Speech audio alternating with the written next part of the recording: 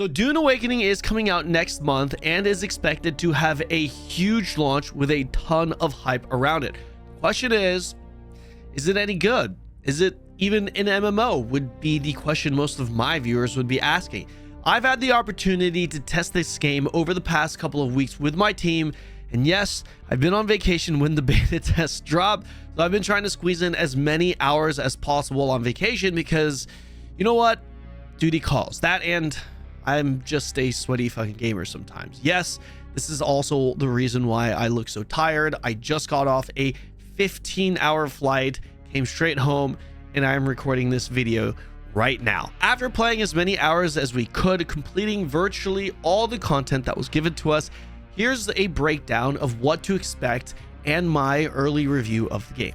Real quick though, before we begin, be sure to subscribe to the channel and follow me on Twitch. I plan on uploading and streaming a lot of Dune Awakening content. Let's start by addressing just what Dune Awakening is, what the game is at a core. Is it an MMO? Dune is, at a core, a large-scale online survival game with a persistent world, which includes social hubs that has a large emphasis on server politics and factions.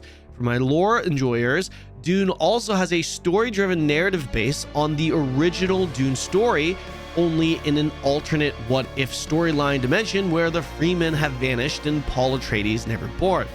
You may be wondering, Kanon, this sounds like an MMO. You just more or less described a sandbox MMO, and you're right. Dune was originally referred to as an MMO, but later removed that label. However, a lot of the MMO elements still exist within the game. To me, this game felt more like an MMO survival cross. MMO-y enough for me to want to give this game a legit go. Here's a quick breakdown. At the center lies the survival game aspect. You explore and gather resources to vertically progress your character and build up your base. With that, you pretty much join or form a guild or play solo, join a faction that you'll fight for, and then that faction then competes against the other factions for control of the map. Guild and faction politics play a major role in the world, adding to the player-driven sandbox content. Social hubs are also present, which would be the Dune version of a major town in a traditional MMO. Speaking of zones, you also have contested and uncontested zones reminiscent of Albion Online. Contested zones being PvP enabled with high value resources, uncontested zones for the PvE Andes that don't want to fight and just focus on farming and building.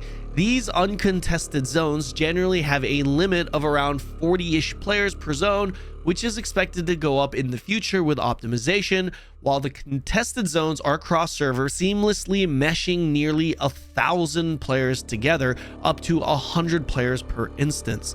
Trading is also available in the game, including an exchange market that allows players to buy and sell goods, including blueprints to bases.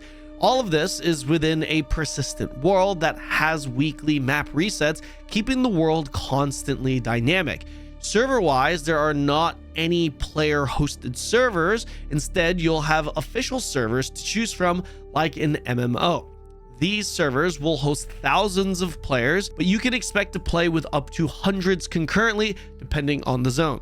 Unlike other survival games, there's also no full reset or wipe. Your character remains permanently. The only thing that resets is the map, as mentioned earlier. Okay, so first and foremost, we had access to about the first 20 to 25 hours of gameplay. There is another persistent beta test that extends beyond this, but that's under NDA, so this review is going to be based strictly off of the 20 to 25 hour version, which is just the early game. After some basic tutorial prologue, the game throws you into the first zone, South Haga Basin, with an MSQ that essentially continues to guide you through the basics of the game, gathering and building, similar to any survival game really.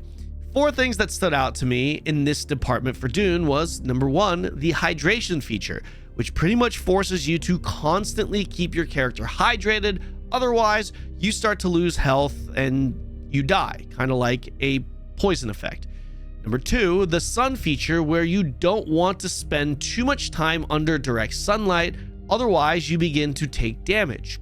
kind of similar to V Rising. Number 3, there's a huge sandworm that will literally eat your character and consume all your equipped gear and inventory when you're in the open desert if you're moving around too much, just like how it is in the movies.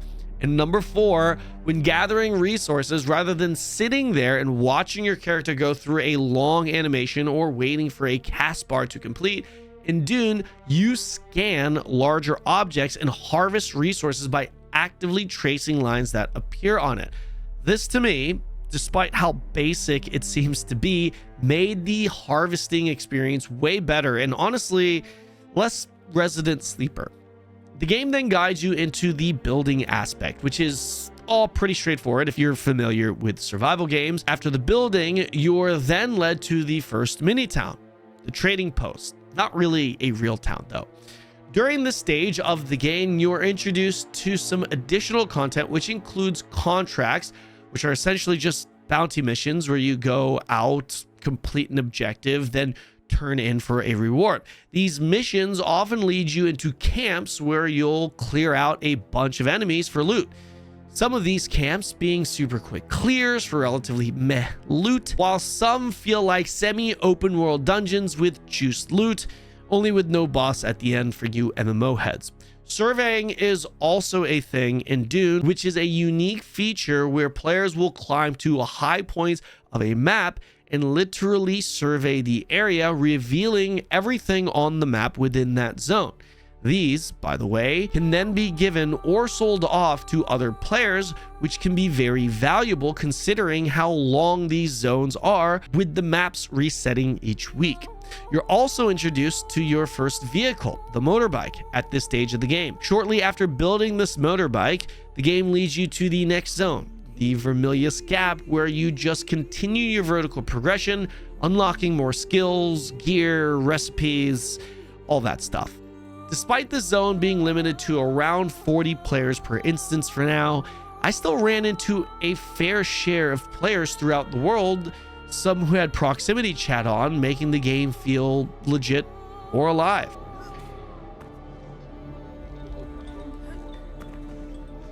Did it.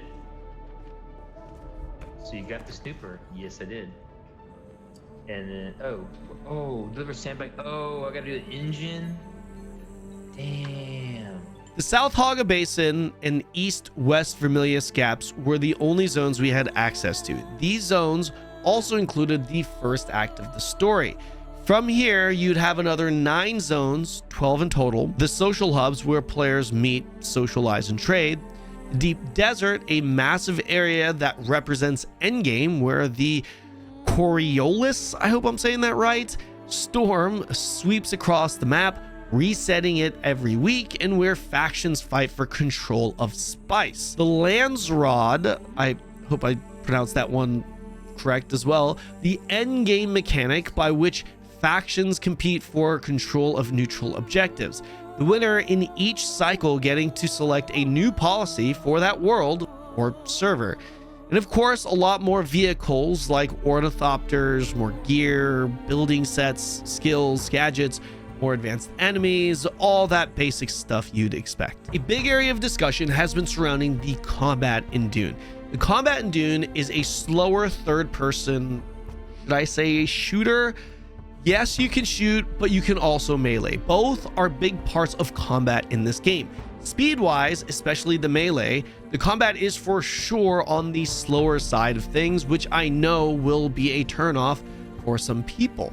Aside from the headshot modifiers for guns, you also have shields in Dune, shields protecting you from damage. These shields work pretty much the same way they do in the movies, if you've seen them. The counter to these shields are generally slow charging melee attacks that will allow you to puncture the shields. There are, however, ranged weapons that seem to also counter shields, further emphasizing gear variety. Skill builds and gear heavily impact your experience with combat as well. Once you start unlocking certain skills, passives, gear pieces, you really start feeling the impact it has, and it does change the experience quite a bit. As a melee enjoyer, I was expecting to be at a pretty big disadvantage, seeing that this was a shooter But melee can be incredibly strong with a lot of available options, allowing you to feel like a force. The animations and abilities are all for sure all pretty basic, nothing awe-inspiring. In fact, you could for sure argue visually it looks uninspiring. Maybe for me it was because I wasn't expecting god tier combat, but I honestly had fun with it despite this, and it was probably because of a relatively healthy mix between shooting and melee, with the melee abilities feeling strong that enhanced the experience for me personally. For example, early on it was cool gap closing on my target via an iframe chase, nuking them down, then having a big damage buff on my daggers indicated by a big green glow for the follow-up. The animations and speed wasn't anything crazy, but the sequence of it was fun to execute. Dune really surprised me. It really did. Generally, I get really bored of survival games pretty quickly, but I was hooked on Dune when I played it for whatever reason. The combat doesn't look amazing, but it was fun. The gathering and resource farming rather, seems generic, but it was fun. I don't know why I found these things more fun in Dune than I did in other survival games, but I think it was probably because of the subtle design diff, along with the element of Dune feeling more MMO-y, I guess. Certainly not a full-blown true MMO, but at least a hybrid. Permanent progression, maps resetting weekly, player-driven endgame content, exploration, large-scale endgame PvP contested zones, all these things combined just gave me a different motivation when playing the game. Now, of course, none of these individual things are new or game-breaking by any stretch. What builds my interest and desire to play the game is that the combination of things that make Dune Awakening really makes it feel more like a survival sandbox MMO, and I love sandbox MMOs. The biggest question mark for me would be the endgame loop. How will the deep desert feel with thousands of players? What's the replayability going to be like? There are a lot of potential issues on the table, such as factions dominating, essentially killing any competition, or just being bored of the same loop, the endgame deep desert farming. I'm really interested to see what the game's endgame will feel like at launch and the content update the game receives to keep things fresh. I do want to be clear here though, I like the game, I had fun with it, but Dune for sure is not some crazy revolutionary game where you'll be blown away immediately. The game, the best way I could describe it is that it's a decent game that's a lot more fun than I thought it would be, namely due to the design of the game's content matching up to what I personally look for in video games. The only thing I wish they would add would be different style biomes, because honestly, the desert is gonna get old real quick. It already kind of has for me a little bit. Not sure how they'll do that considering Dune is, well, Dune, but I do know there are indeed other worlds planned for the game in the future. I think Dune's going to be a lot of fun to try out, especially if you have a group or a squad you roll with. The game certainly was fun enough for me to want to cover and continue to cover on this channel and on Twitch, so be sure to drop a sub for more Dune content.